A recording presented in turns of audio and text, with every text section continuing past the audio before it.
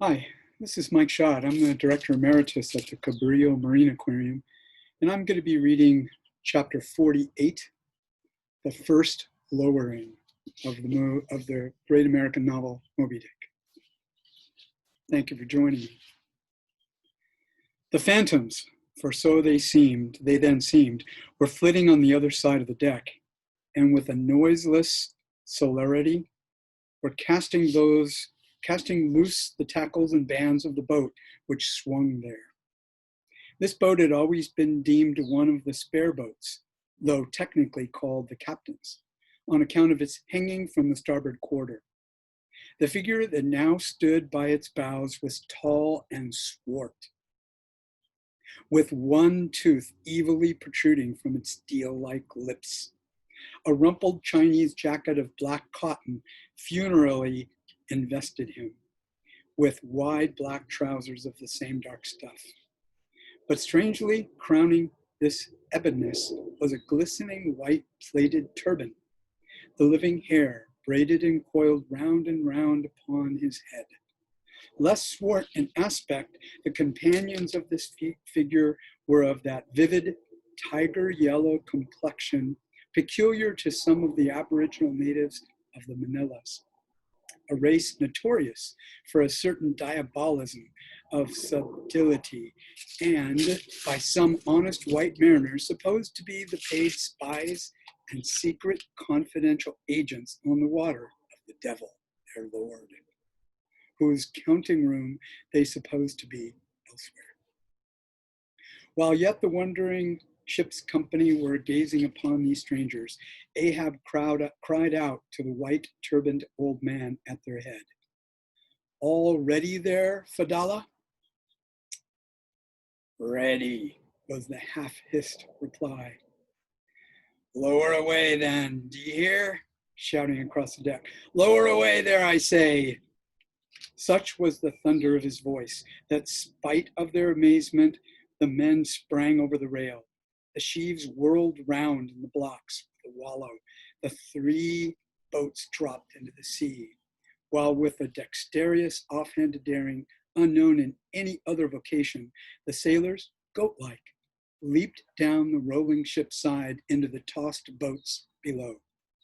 Hardly had they pulled out from under the ship's lee when a fourth keel, coming from the windward side, pulled round under the stern and showed the five strangers rowing Ahab, who, standing erect in the stern, loudly hailed Starbuck, Stubb, and Flask to spread themselves wisely so as to cover a large expanse of water. But with all their eyes again riveted upon the swart Fadalla and his crew, the inmates of the other boats obeyed not the command. "Captain Ahab?" said Starbuck. "Spread yourselves," cried Ahab. "Give way, all four boats. Thou, Flask, pull out more to leeward."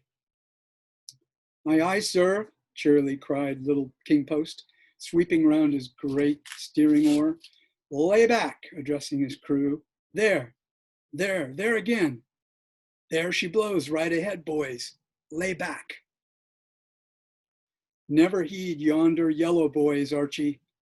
"Oh, I don't mind 'em, sir," said Archie. "I knew it all before now. Didn't I hear 'em in the hold? And didn't I tell Kabako here of it? What say ye, Kabako?" "They are stowaways, Mr. Flask."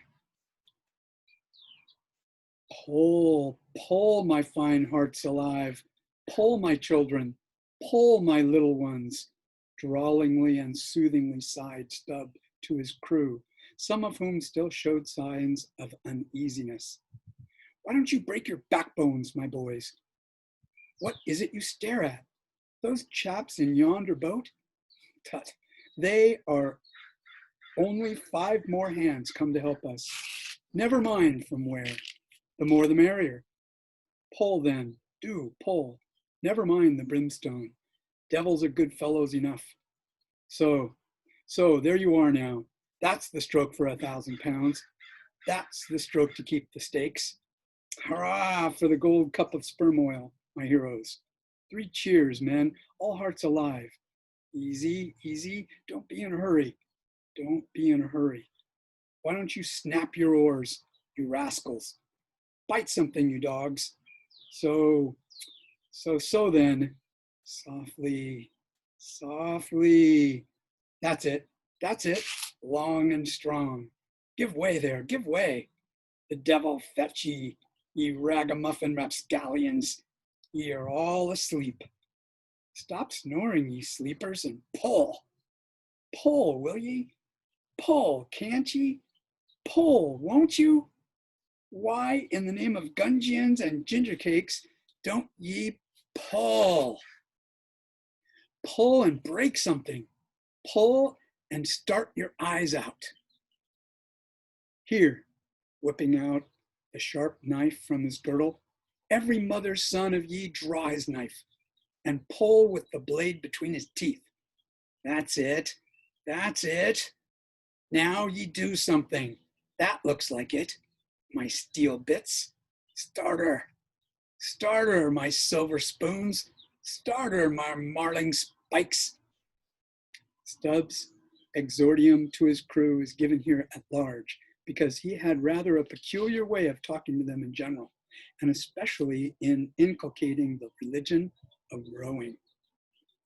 But you must not suppose from this specimen of his sermonizings that he ever flew into downright passions with his congregation. Not at all. And therein consisted his chief peculiarity. He would say the most terrific things to his crew in a tone so strangely compounded of fun and fury, and the fury seemed so calculated merely as a spice to the fun, that no oarsman could hear such queer invocations without pulling for dear life, and yet pulling for the mere joke of the thing. Besides, he all the time looked so easy and indolent himself, so loungingly managed his steering oar, and so broadly gaped, open-mouthed at times, that the mere sight of such a yawning commander, by sheer force of contrast, acted like a charm upon the crew. Then again, Stubb was one of those odd sort of humorists whose jollity is sometimes so curiously ambiguous as to put all inferiors on their guard in the matter of obeying them. In obedience to a sign from Ahab, Starbuck was now pulling obliquely across Stubb's bow, and when for a minute or so the two boats were pretty near to each other, Stubb hailed the mate. "Mr. Starbuck, larboard boat there, ahoy! A word with ye, sir, if ye please." "Loa," returned Starbuck, turning round not a single inch as he spoke, still earnestly but whisperingly urging his crew, his face set like a flint from Stubb's. "What ye think of those yellow boys, sir?" "Smuggled on board somehow before the ship sailed. Strong, strong boys," in a whisper to his crew. Then speaking out loud again, "A sad business, Mr. Stubb. Seethe her, my lads. But never mind, Mr. Stubb, all for the best. Let all your crew pull strong, come what will. Spring, my men, spring. There's hogsheads of sperm ahead, Mr. Stubb, and that's what you came for. Pull, my boys. Sperm's the play. This at least is duty and profit, hand in hand." Aye, I thought as much," soliloquized Stubb when the boats diverged. "As soon as I clapped eye on 'em, I thought so. Aye, and that's what he went into the afterhold for so often, as Doughboy long suspected. They were hidden down there, the white whales at the bottom of it. Well, so be it. Can't be helped. All right, give way, men. It ain't the white whale today. Give way." Now, the advent of those outlandish strangers at such a critical instant as the lowering of the boat from the deck, this had not unreasonably awakened a sort of superstitious amazement in some of the ship's company.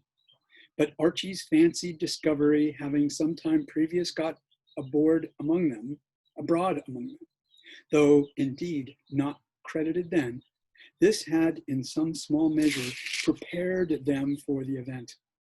It took off the extreme edge of their wonder.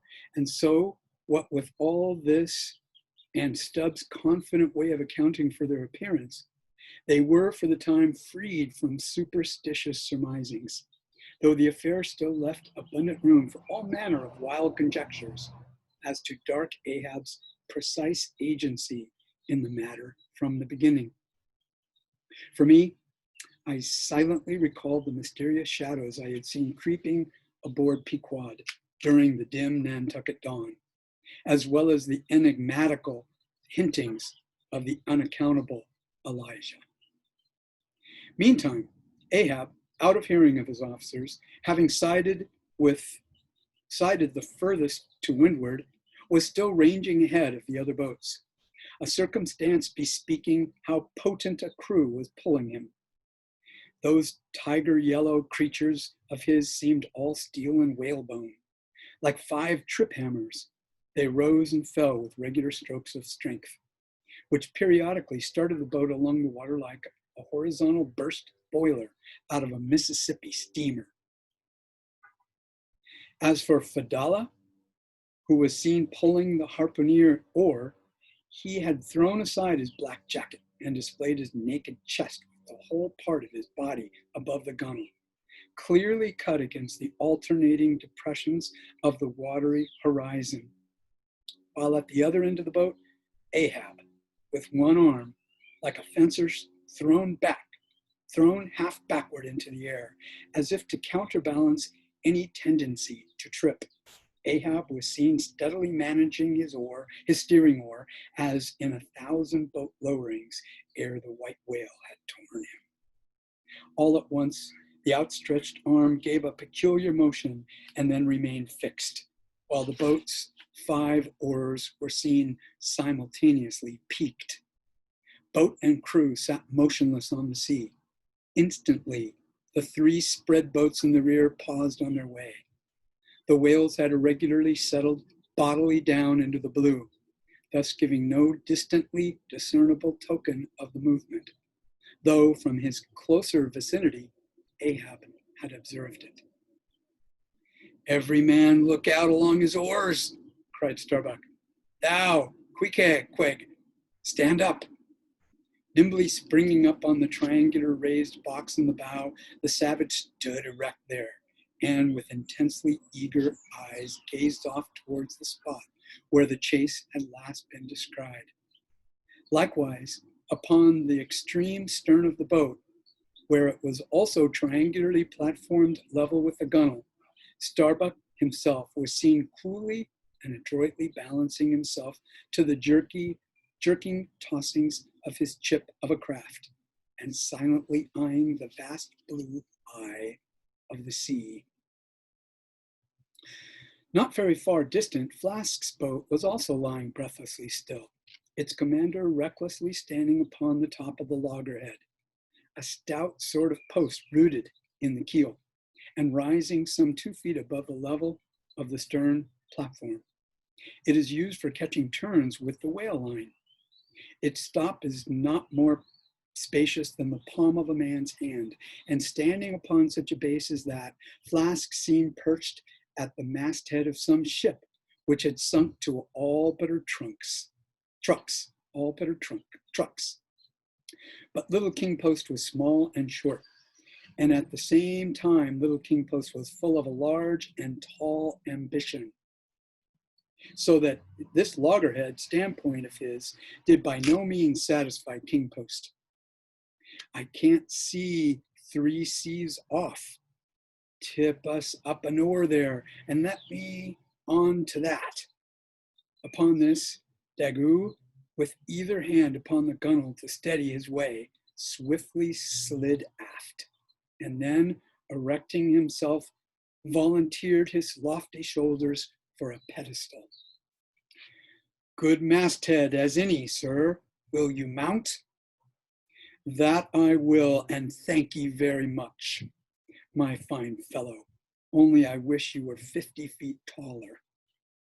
Whereupon, planting his feet firmly against two opposite planks of the boat, the gigantic Negro, stooping a little, presented his flat palm to Flask's foot, and then, putting Flask's hand on his hearse-plumed head, and bidding him spring as he himself should toss, with one dexterous fling landed the little man high and dry on his shoulders. And here was Flask now standing, Daggoo with one lifted arm, furnishing him with a breastband to lean against and steady himself by.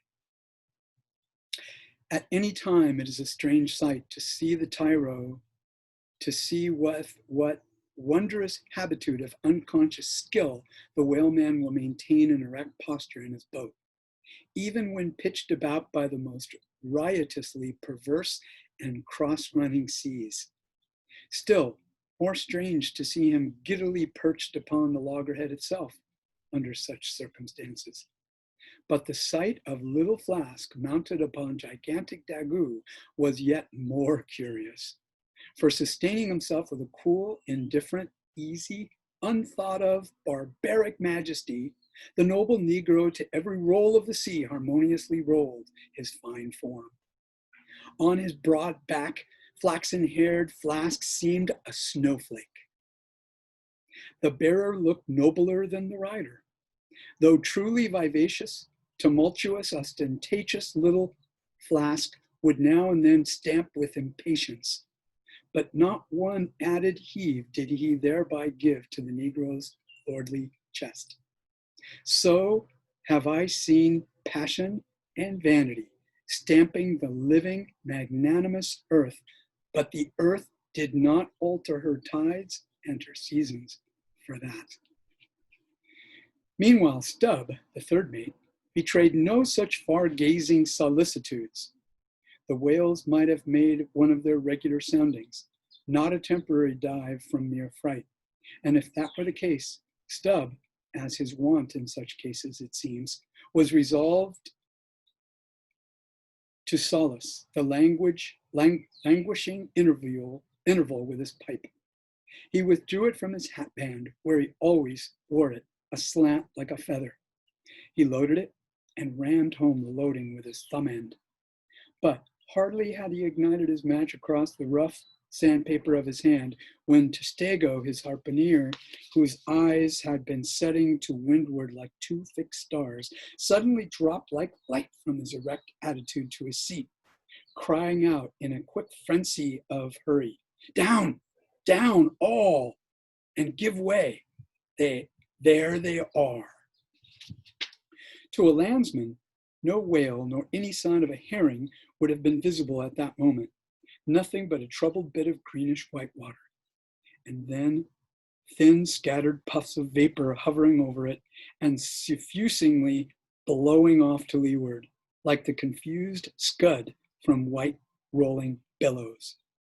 The air around suddenly vibrated and tingled, as it were, like the air over intensely heated plates of iron.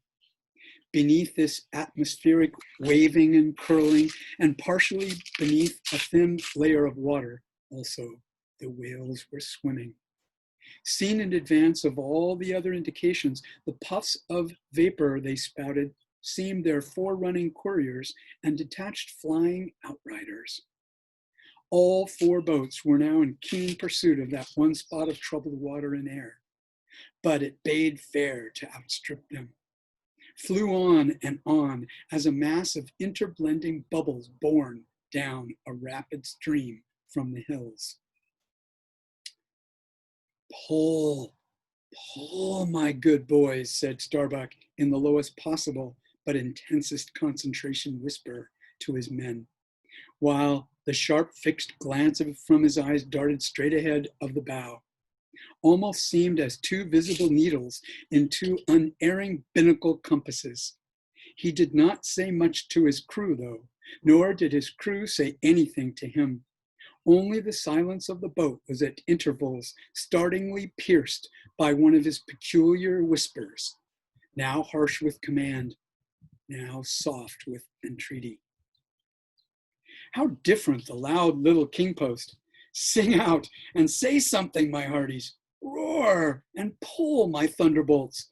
Beach me on their black backs, boys. Only do that for me, and I'll sign over to you my Martha's Vineyards plantation, boys, including wife and children, boys. Lay me on, lay me on. Oh, Lord, Lord, but I shall go stark staring mad. See that white water? And so, shouting, he pulled his hat from his head and stamped up and down on it. Then, picking it up, flirted it far off upon the sea, and finally fell to rearing and plunging in the boat's stern like a crazed colt from the prairie. Look at that chap now, philosophically drawled Stubb, who, with his unlighted short pipe, mechanically retained between his teeth at a short distance, followed after. He's got fits, that flask has. Fits? Yes, give him fits. That's the very word. Pitch fits into him. Merrily, heart's alive. Pudding for supper, you know. Mary's the word. Pull, babes. Pull, sucklings. Pull all. But what the devil are you hurrying about? Softly and steadily, my men. Only pull and keep pulling, nothing more. Crack all your backbones and bite your knives in two. That's all. Take it easy. Why don't you take it easy, I say, and burst all your livers and lungs? But what it was that inscrutable Ahab said to that tiger yellow crew of his, these were words best omitted here. For you live under the blessed light of the evangelical land. Only the infidel sharks in the audacious seas may give ear to such words. When, with tornado brow and eyes of red murder and foam-glued lips, Ahab leaped after his prey. Meanwhile, all the boats tore on. The repeated specific allusions of Flask to that whale, as he called the fictitious monster, which he declared to be incessantly tantalizing his boat's bow with his tail, these allusions of his were at times so vivid and lifelike that they would cause some one or two of his men to snatch a fearful look over the shoulder. But this was against all rule, for the oarsmen must put out their eyes and ram a skewer through their necks, usage pronouncing that they must have no organs but ears, and no limbs but arms in these critical moments. It was a sight full of quick wonder and awe. The vast swells of the omnipotent sea, the surging hollow roar they made as they rolled along the 8 gunwales like gigantic bowls in a boundless bowling green. The brief suspended agony of the boat as it would tip for an instant on the knife-like edge of the sharper waves that almost seemed threatening to cut it in two. The sudden profound dip into the watery glens and hollows, the keen spurrings and goadings to gain the top of the opposite hill, the headlong sled-like slide down its other side. All these, with the cries of the headsmen and harpooners, and the shuddering gasps of the oarsmen, with the wondrous sight of the ivory Pequod bearing down upon her boats with outstretched sails, like a wild hen after her screaming brood. All this was thrilling. Not that the raw recruit, marching from the bosom of his wife into the fever heat of his first battle, not that the dead man's ghost encountering the first unknown phantom in the other world, neither of these can feel stranger and stronger emotions than that man does, who for the first time finds himself pulling into the charmed, churned circle of the hunted sperm whale. The dancing whitewater made by the chase was now becoming more and more visible, owing to the increasing darkness of the dun cloud shadows flung upon the sea. The jets of vapor no longer blended, but tilted everywhere to right and left. The whales seemed separating their wakes.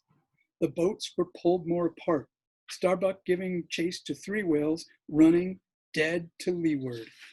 Our sail was now set, and with the still rising wind, we rushed along, the boat going with such madness through the water that the lee oars could scarcely be worked rapidly enough to escape being torn from the rowlocks.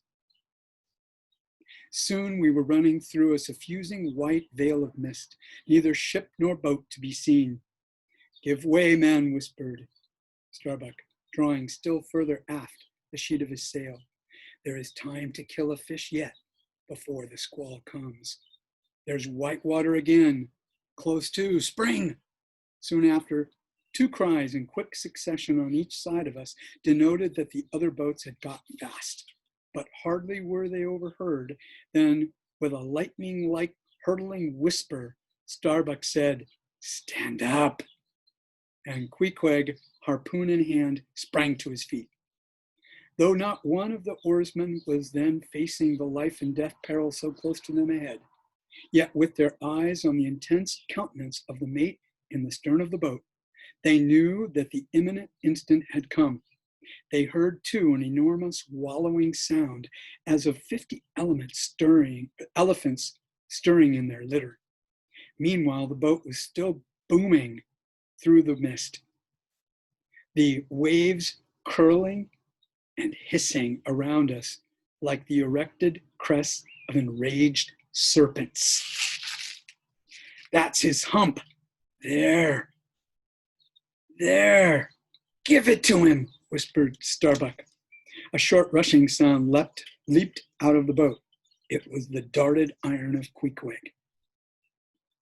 A short rushing sound leaped out of the boat.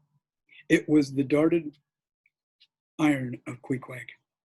Then, all in one welded commotion, came an invisible push from astern, while forward the boat seemed striking on a ledge. The sail collapsed and exploded. A gush of scalding vapor shot up nearby. Something rolled and tumbled like an earthquake beneath us. The whole crew were half suffocated as they were tossed helter-skelter into the white, curdling cream of the squall.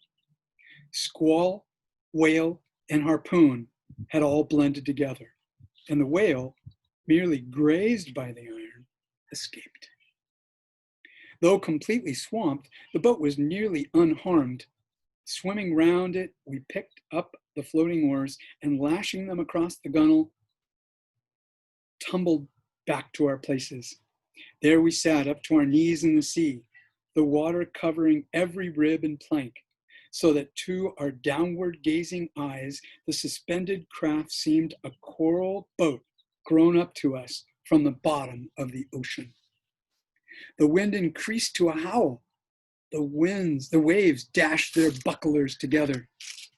The whole squall roared, forked, and crackled around us like a white fire upon the prairie, in which, unconsumed, we were burning, immortal in these jaws of death.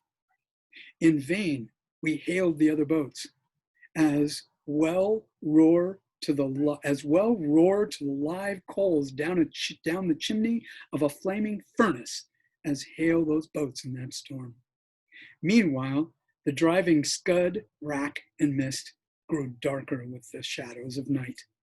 No sign of the ship could be seen. The rising sea forbade all attempts to bail out the boat. The oars were useless as propellers, forming now the office of life preservers. So, cutting the lashing of the waterproof match keg, after many failures, Starbuck contrived to ignite the lamp in the lantern. Then, stretching it out on a waif pole, handed it to Queequeg as the standard bearer of this forlorn hope. There, then, he sat, holding up that imbecile candle in the heart of that almighty forlornness. There, then, he sat, the sign and symbol of a man without faith, hopelessly holding up hope in the midst of despair. Wet, drenched through and shivering cold, despairing of ship or boat, we lifted up our eyes as the dawn came on. The mist still spread over the sea, The empty lantern lay crushed in the bottom of the boat. Suddenly, Queequeg started to his feet, hollowing his hand to his ear. We all heard a faint creaking, as of ropes and yards, hitherto muffled by the storm. The sound came nearer and nearer. The thick mists were dimly parted by a huge, vague form. Affrighted, we all sprang into the sea as the ship at last loomed into view, bearing right down upon us within a distance of not more than its length. Floating on the waves, we saw the abandoned boat. As for one instant it tossed and gaped beneath the ship's bows like a chip at the base of a cataract. And then the vast hull rolled over it, and it was seen no more till it came up weltering astern. Again we swam for it, were dashed against it by the seas, and were at last taken up and safely landed on board. Ere the squall came close to, the other boats had cut loose from their fish and returned to the ship in good time. The ship had given us up, but was still cruising, if haply it might lighten upon some token of our perishing, an oar or a lance pole. Thank you for listening.